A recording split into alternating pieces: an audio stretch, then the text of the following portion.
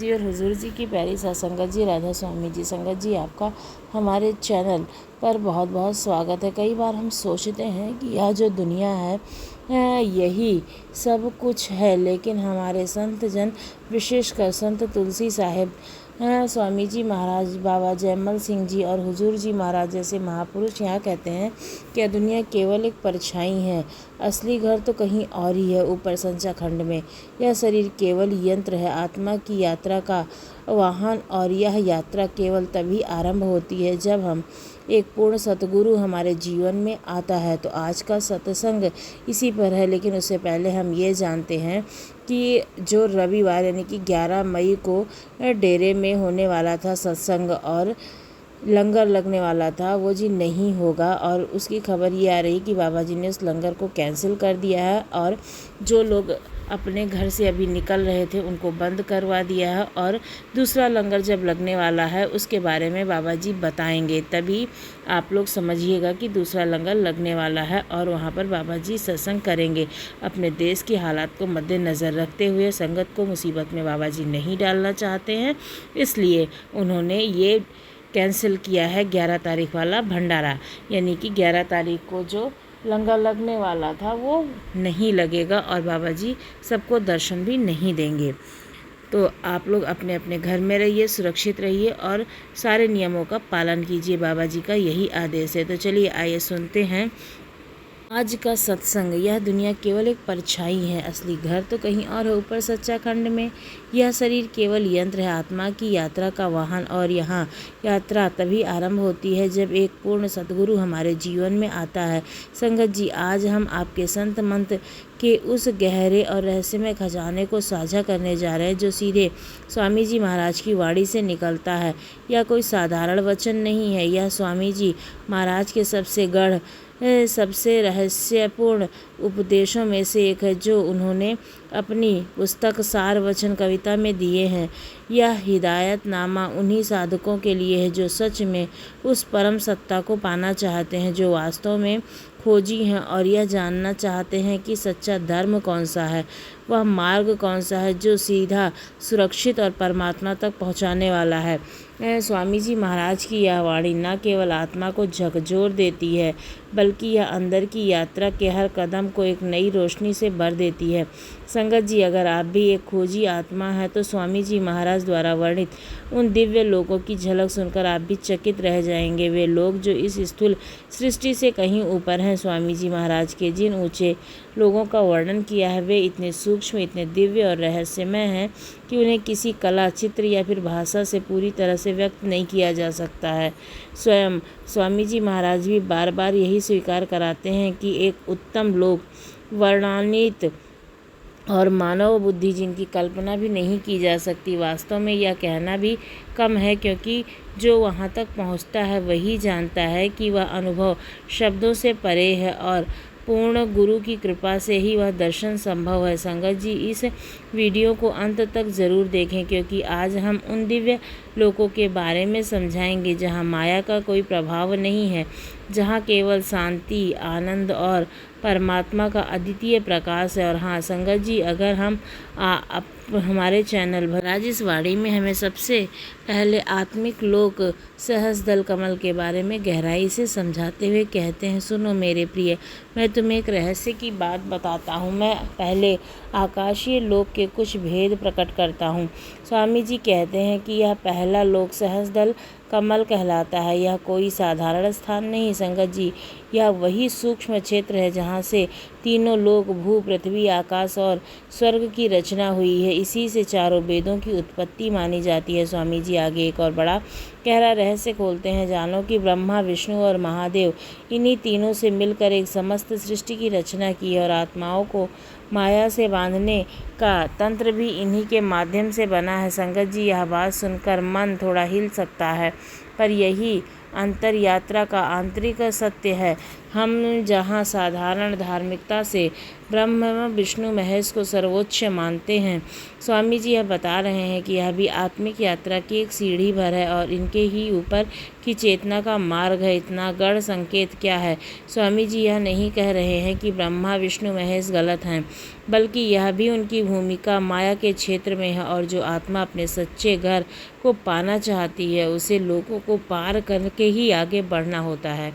हाँ, अब हम स्वामी जी महाराज की एक और अत्यंत गहरे और आत्मा को झकझोर देने वाले वचन की ओर बढ़ते हैं, जो हमारे भीतर की यात्रा में सहज दल कमल के अनुभवों को स्पष्ट कराता है। स्वामी जी कहते हैं, सुनो, जब घंटे की ध्वनि गूंजती है तो उसमें आनंद अनुभव करो, फिर शंख की नाद को सुनो और उसमें लीन हो जाओ। स्वामी जी महाराज आत्मा को ध्यान से सुनने के लिए प्रेरित करते हैं। भीतर जब हम ध्यान से जाते हैं तो पहले घंटी जैसे नाद सुनाई देते हैं, फिर धीरे धीरे शंख की गूंज उभरती है और वह ध्वनि आत्मा को परमानंद में डुबो देती है। फिर स्वामी जी कहते हैं कि इस लोक की ज्योति इतनी प्रबल होती है कि आत्मा पुलकित हो जाती है।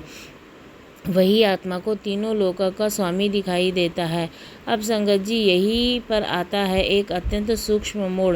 कई धर्म, कई साधक इस पर लोक की प्रकाश नाद और आनंद तक पहुँचते तो वही ठहर गए। उन्होंने सोचा कि बस यही परम धाम है, उन्होंने इसको ही परमात्मा का मान लिया। लेकिन स्वामी जी महाराज बहुत ही गहरा उच्च उजागर करते हैं, इन धर्मों को धोखा हो गया है। इस लोक की दिव्यता देखकर वे संतुष्ट हो गए और उनकी आत्मिक यात्रा वहीं रुक गई। संगत जी, कितना बड़ा संकेत है यह वचन हमारे लिए। भीतर जब हम रोशनी और नाद से भर जाते हैं तो आत्मा को लगता है कि यही पूर्णता है, परंतु यात्रा यहाँ समाप्त नहीं होती है, बल्कि यहीं से असली परख और गुरु की आवश्यकता होती है। जो आत्मा आगे बढ़ती है वह जानती है कि यह केवल एक पड़ाव है और उससे भी आगे के लोक जैसे त्रिकुटी, भंवर, गुफा, सच्चा खंड उसका सच्चा लक्ष्य है। इसलिए संगत जी, स्वामी जी महाराज हमें सावधान कर रहे हैं, केवल रोशनी देखकर मत रुक जाना, केवल ना सुनकर मत अटल हो जाना। पूर्ण गुरु के साथ आगे बढ़ो और तब तक मत ठहरो जब तक आत्मा अपने मूल धाम को ना पहुंच पाले।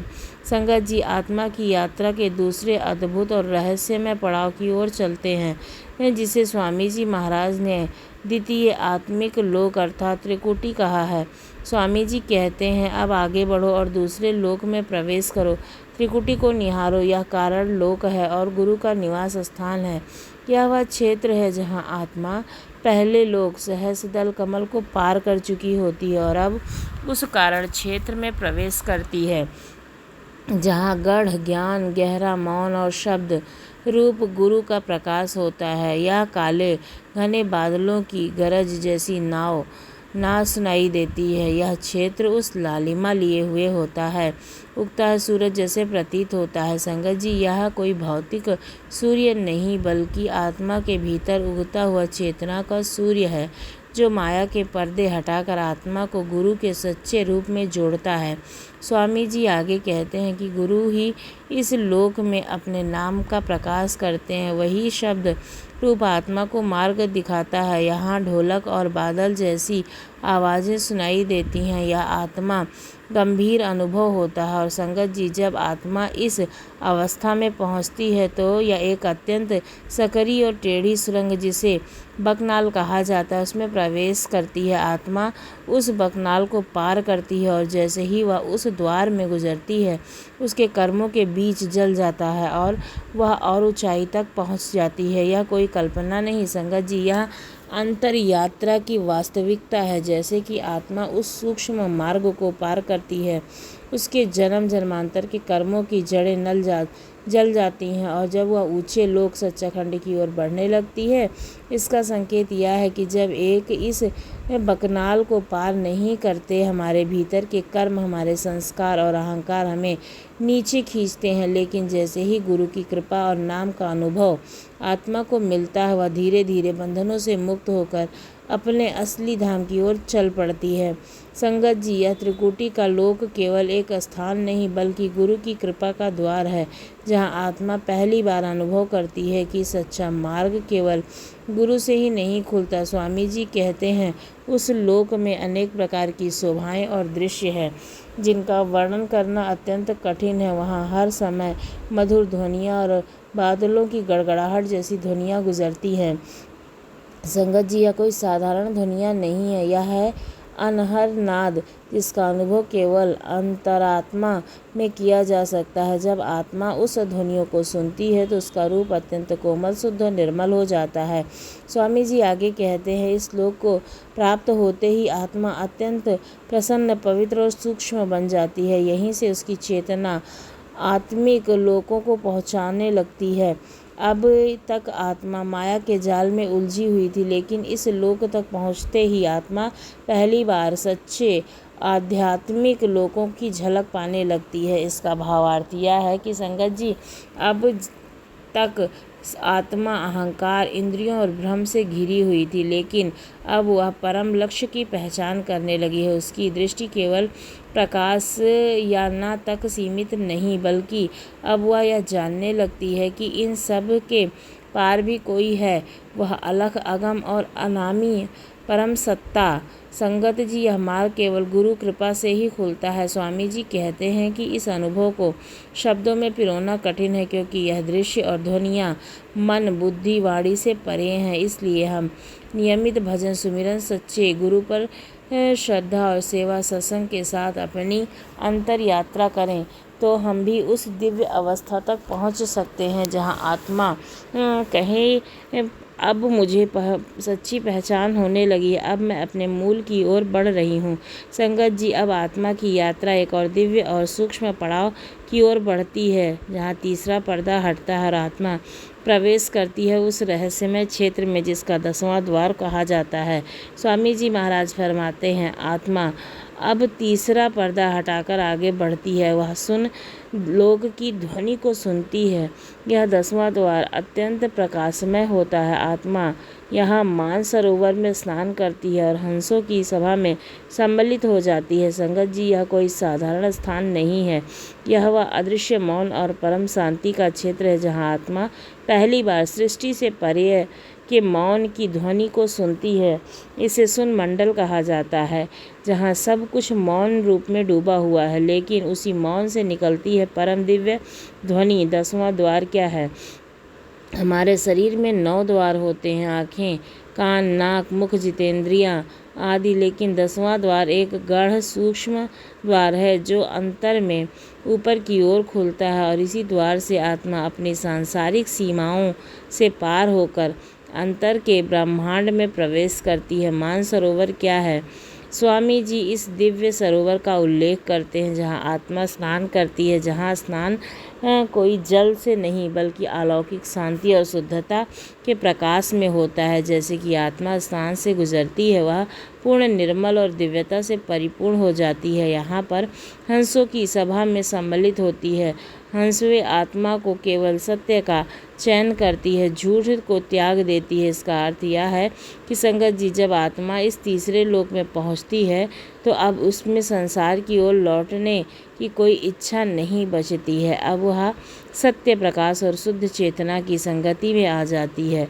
अब उसकी संगति वे आत्माएं बनती हैं जो अनाद शब्द में लीन और परम धाम की ओर अग्रसर हैं। 10वां द्वार एक दरवाज़ा है मोक्ष का, शुद्धता का, सत्य के अनुभव का, लेकिन यह केवल ध्यान, सुमिरन और गुरु कृपा से ही खुलता है। स्वामी जी कहते हैं यह वह जगह है जहाँ आत्मा अपनी पहचान से ऊपर उठकर परमात्मा के स्वरूप की ओर पहला दृढ़ कदम रखती है।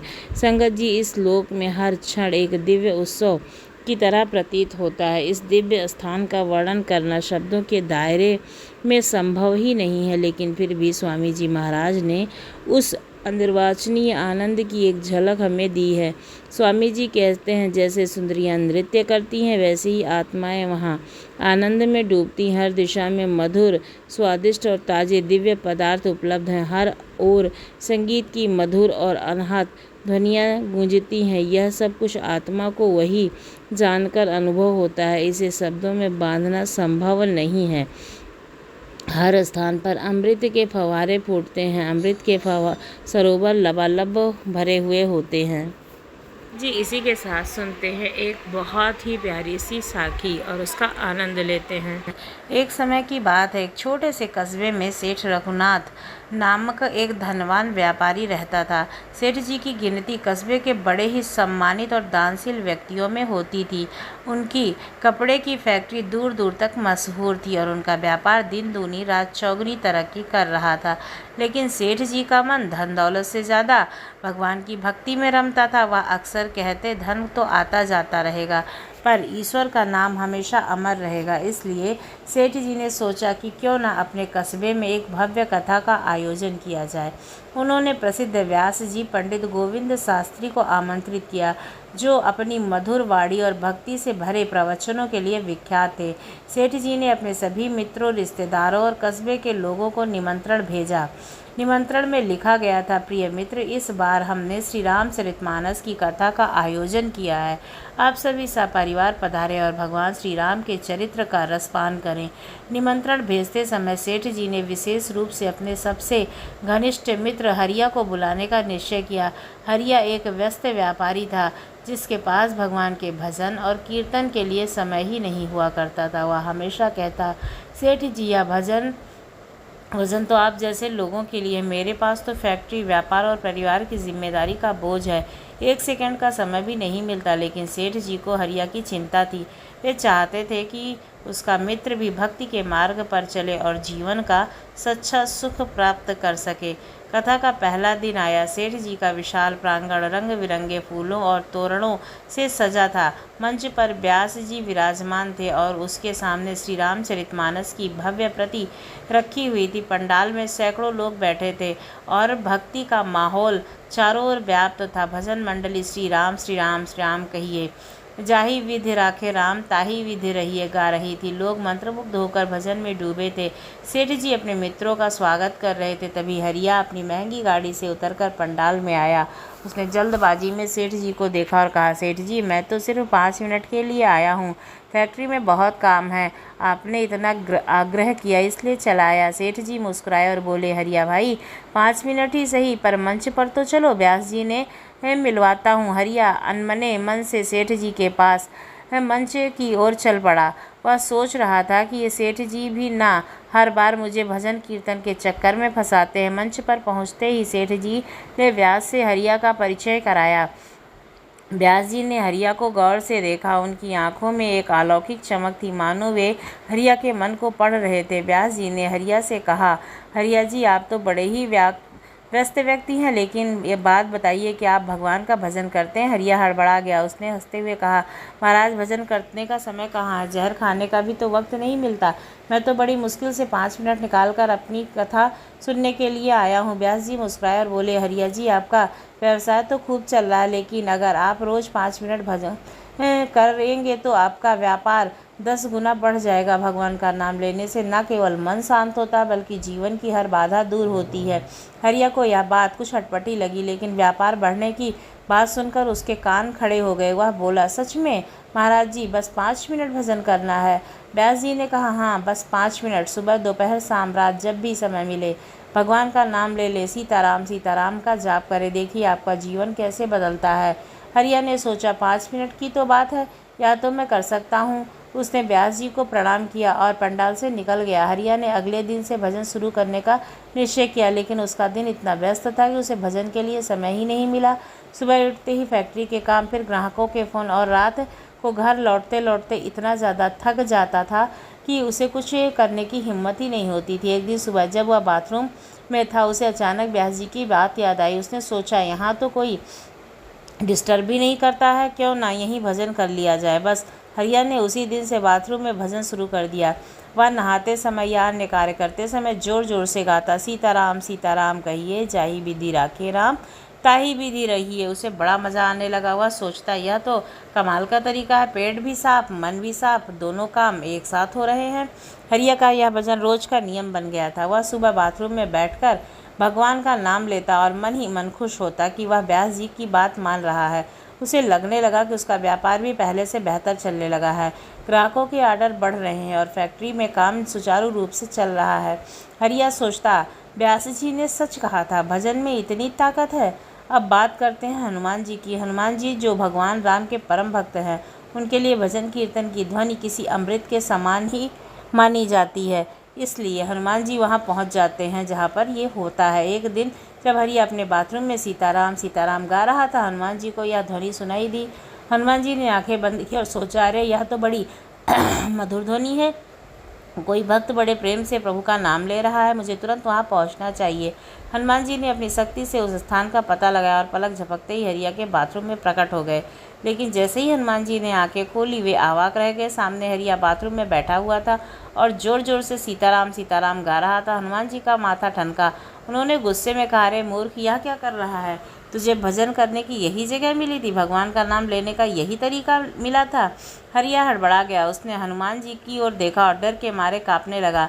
वह बोला, महाराज, मैं तो भजन कर रहा हूँ। व्यास जी ने कहा था 5 मिनट भजन करो, तो मैं यही समय निकाल पाता हूँ। हनुमान जी का गुस्सा और बढ़ गया। उन्होंने हरिया को एक जोरदार तमाचा मारा और कहा, रुको, मैं अभी प्रभु श्री राम के पास जाता हूँ और तेरी शिकायत करता हूँ। हनुमान जी तुरंत भगवान श्री राम के दरबार पहुँचे।